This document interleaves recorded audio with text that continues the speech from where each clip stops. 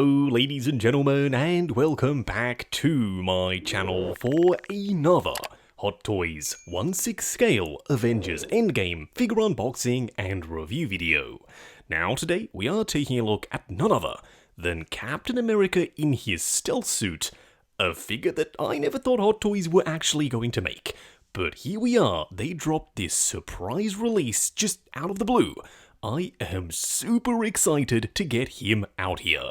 Now I got mine from toyswonderland.com. Link for that is in the description below. They have installment plans as well as a points-based reward system.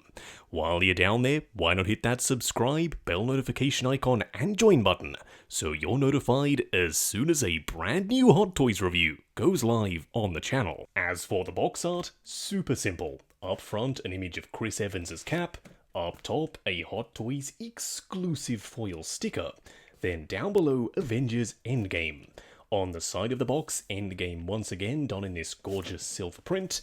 Then on the back, all of the warnings and legal info. Now you may be sitting there thinking, whoa, wasn't this guy literally just announced? Well, yes, he was. But it's a Hot Toys exclusive. And from time to time, they do drop these exclusive figures. What does that actually mean? Well, Hot Toys did just open their brand new flagship store in China. And to celebrate the grand opening, they dropped this guy, as well as a couple of other figures that you're going to see on the channel really soon. First in-hand impressions are that he feels substantially different as compared to the original. What we are going to do now though is get all of his accessories laid out in the light box and take a closer look at everything he comes with. Starting off with the display base first, it is done in the usual hexagonal style, just like the rest of the Endgame line. Up top, a glossy Avengers A with the shiny silver star, and the rest of it is this rough texture. It's a little bit more grippy. You also have an Avengers Endgame logo, then around the front, Captain America. I kind of wish it specifically said stealth suit, but yes, this gets the job done just fine. Up top, we have a regular crotch grabber. The one big, really new accessory here is this thing. It's the post-snap Infinity Gauntlet. And I love it. The sculpt is on point. There's a ton of detail here. It looks like crumpled, pitted, worn out, rusted, cracked metal. You can see the spots where the Infinity Stones were. They're now completely blank. And no, unfortunately, it's not hollow. Nobody can wear this. But that does mean it's suitably weighty. It feels really high quality. It would have been cool if there was a connector so you could slide this on Thanos, of course, post-snap. But as I said, it's just one fixed solid piece. Annoyingly, he does come with the same teeny tiny compass from the previous Cap figures. Why do I say annoyingly? Because this is inaccurate. It's far too tiny. This thing should be at least double the size, but at the very least, it's nicely detailed. You've got an image of Peggy on one side, then of course, the compass section on the other. You can close it, but this buckle is just for show. It can't actually fold over and lock anything in position like a real compass would. They do give you two different Cap head sculpts, and they're both on point. Starting off with the unhelmeted one first. We've seen this before with 2012 Cap and Endgame Cap. I'm not mad at that. It was really good then, and it's really good here too. The skin texture is great. The likeness is on point from every angle. I love the expression with the subtle furrowed brow, which shows just a hint of determination. This Cap is ready to hunt down the Mad Titan. Now, some people may say the hair is slightly inaccurate to the stealth suit scene, and that's entirely up to you. As I said, you get two different head sculpts, so if this one is just too inaccurate for you to use on your figure, then luckily you get another, which is the helmeted sculpt, and this one also came with the Endgame Cap figure. He does have a separate neck, meaning it is separately articulated as compared to the head itself. I do like that they have sculpted a little bit of hair poking out underneath its helmet. It's a really nice touch. You do have a nice level of weathering on the helmet. It's scratched, it's scuffed, there's pitting and dirt and grime. And you have multiple mouth plates. You've got the neutral one. If you want to, you can simply remove it. It's held in place with a magnet. Then wedge one of the others in position. This one might just be my favorite. Probably not the last time you're going to hear me say that. And don't worry, you will see all three actually on the figure a little bit later. This wouldn't be Cap without his shield, so of course, you do get one.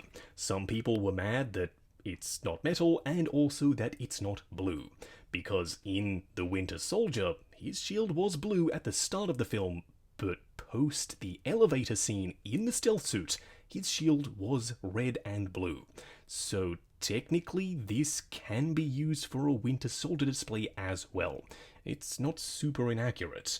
You do have a decent level of metallic flake for the red and the silver sections, and the blue is super vibrant. You also have a wash down in the crevices. Overall, yeah, I'm happy with the shield.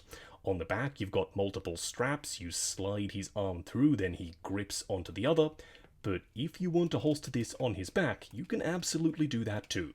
You simply remove one of the straps, then bring in this little clip piece, and it's not the easiest thing to do in the world, but you slide it into those clips, then it hooks onto the harness on his back. We will be actually trying that out on the figure, and I'm pretty sure that's the first time I've ever done that in a Cap review.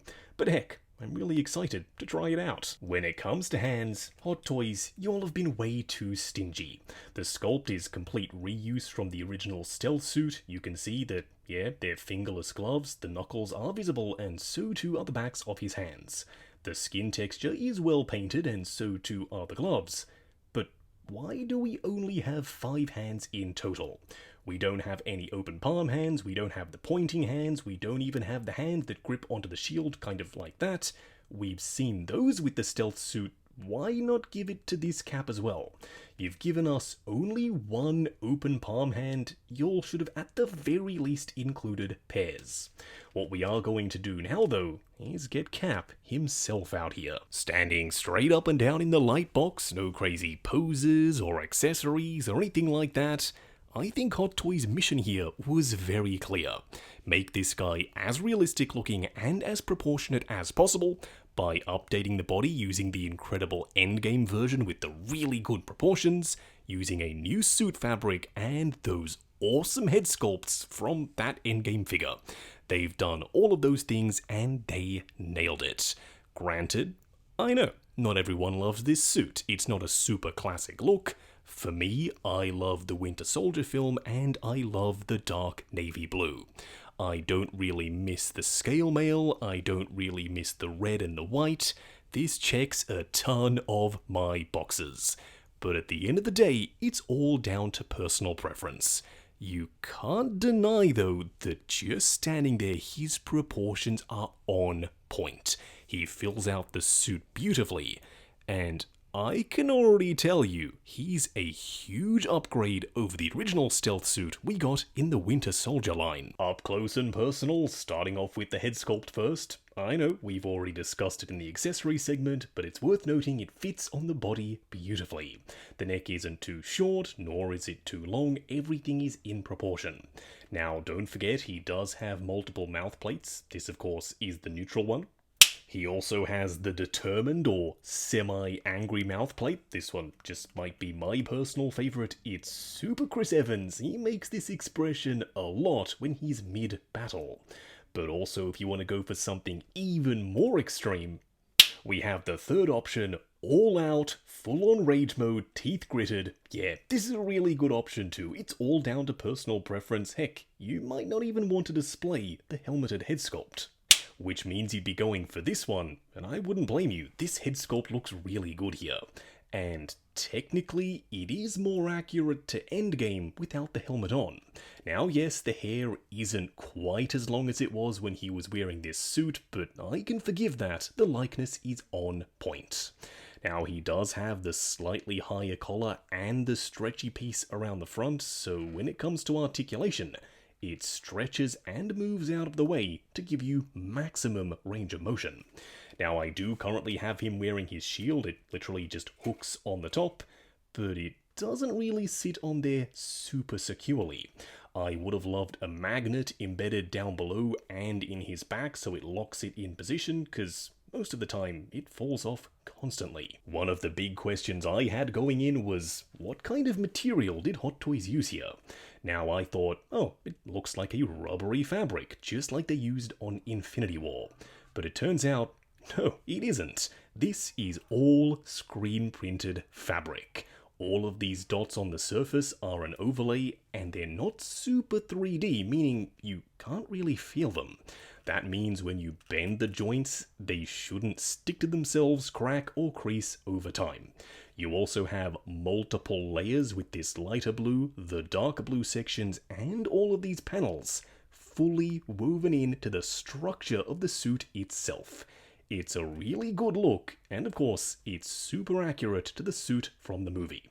You do have a bunch of padding, however, up here at the shoulders for the pecs and the abdomen, and you will see how that affects articulation a little bit later. Traditionally, with Cap figures, this piece is made of metal. This time it isn't. It's plastic, but that's perfectly fine with me. It still looks suitably shiny.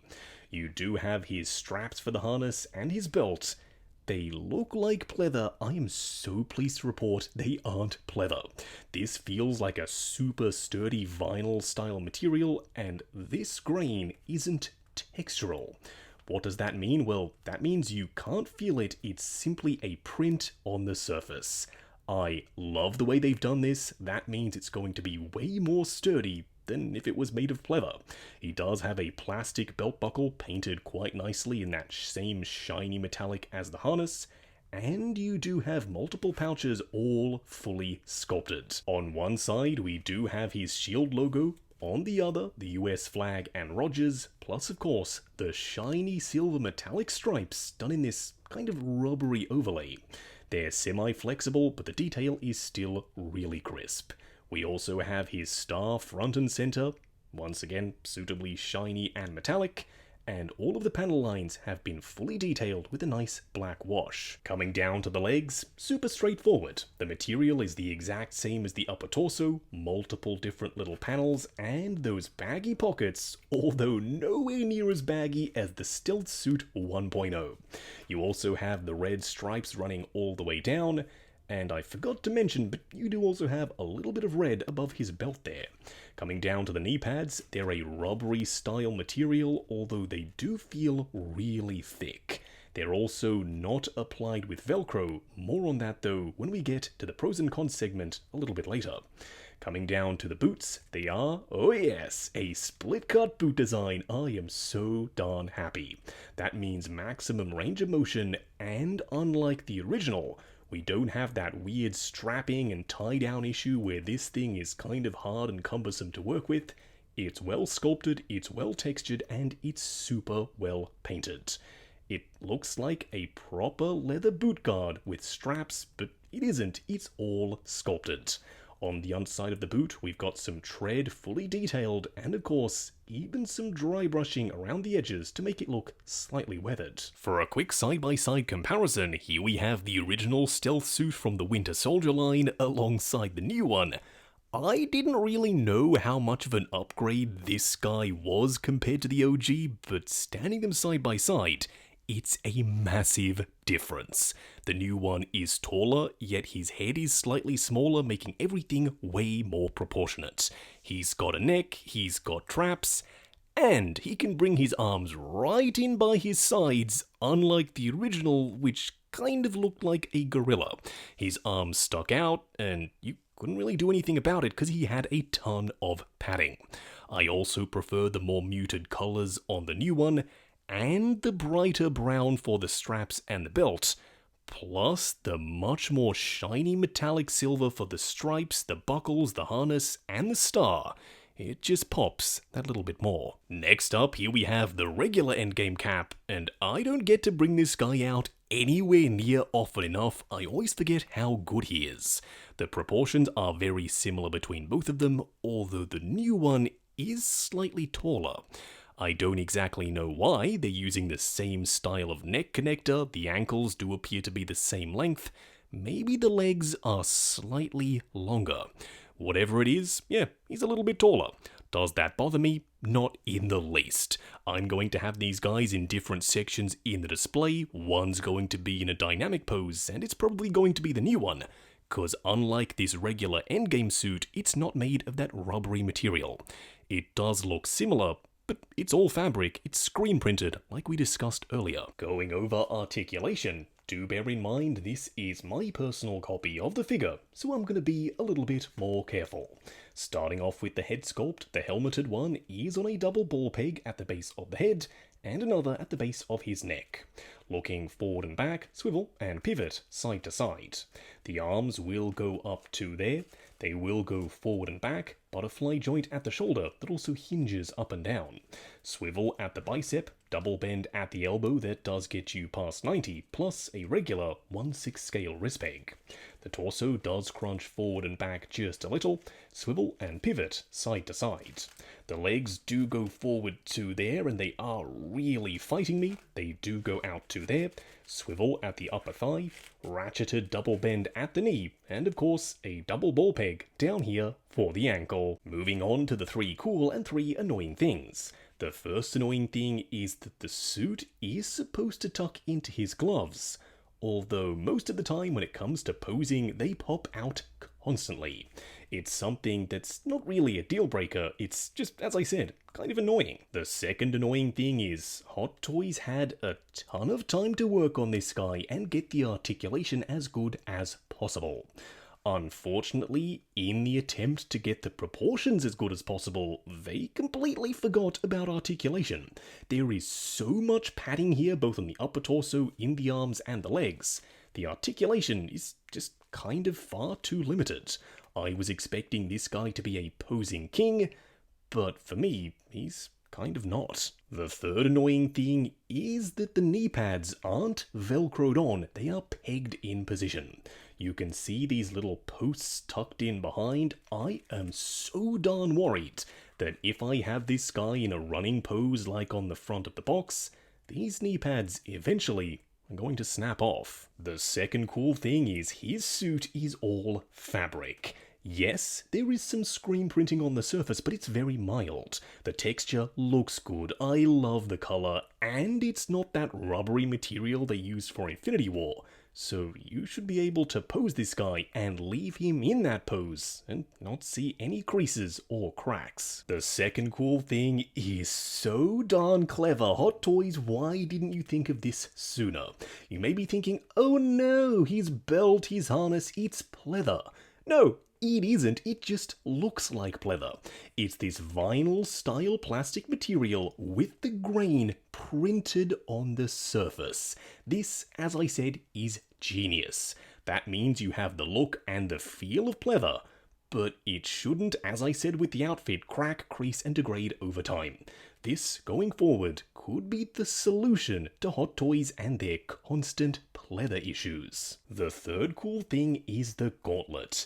It's really nicely sculpted, it's this crumpled metal with the cracks and the battle damage painted on the surface. You can see where all the stones would have been, and it's suitably hefty.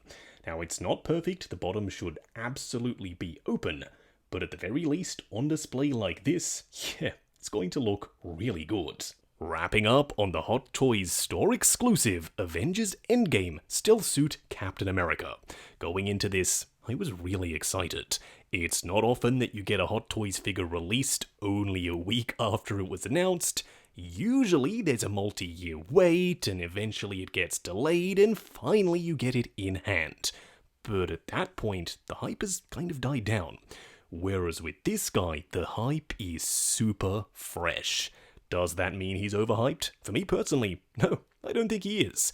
This figure is really good. He's not perfect, but at the same time, he is a huge upgrade over the original stealth suit.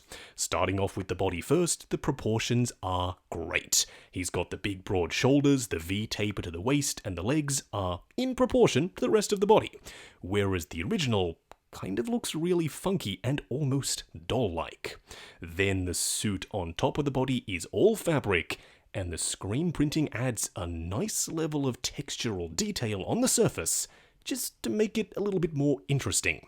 They've also dialed in the metallics for the stripes and the buckles and the star.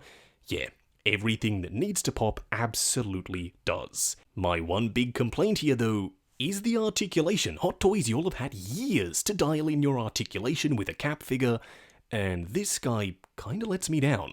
He doesn't have a ton of range, he's a little bit stiff in areas that you wouldn't really expect him to be. I thought this guy was going to be able to pose for days. But as I said, he's a little bit stiff. You kind of need to work with him just that little bit more to get the most out of him. He also doesn't come with anywhere near enough hands. Why not pairs? Hot Toys, you can't give us one open palm hand, you have to give us two. I don't know why they're being so stingy with hands these days, but it's a trend that I'm not necessarily loving. At the end of the video though, can I say that I recommend this figure? Well, it's kind of a tough one. I know it's not everyone's favourite look for Cap, it's not the most iconic, but if you do like it and you want something different either for your Winter Soldier display to upgrade the original, or if you want to pop him in your Endgame display, he's absolutely going to be just that. A different looking Cap, and a really good one at that. Now I got mine from toyswonderland.com. Link for that is in the description below. They do have installment plans and a points-based reward system. While you're down there, why not hit that subscribe, bell notification icon, and join button if you like the sound of seeing your name in the end credits of my reviews. Like, comment, and subscribe, and we'll catch you in the next video.